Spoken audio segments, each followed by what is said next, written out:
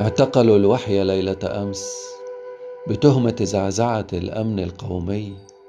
عذبوه كي يقر بما سرب لي، والأسماء التي أرشدتني إلى مخبأ الأفكار الملثمة والصور الشعرية الساجدة والإيحاءات العاطفية المتمردة أغروه بتخفيف الحكم عليه من 50 جلدة إلى قبلة.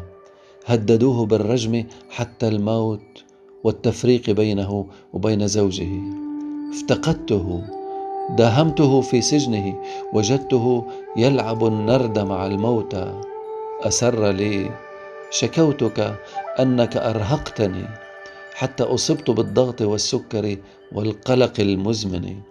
طالبوني بوصفك، قلت: منتفخ العينين، مزاجي، نمرود، شبق، كافر نهارا، صوفي ليلا. عرضوا علي أكثر من صورة لمجرمين كي أدلهم عليك. أشرت لشاب يسير على درب آلامه، لعاشق يحضن قبر أمه، لكهل يحيط شيبه بحزام ناسف، وصورة رابعة لطفل ملتحن.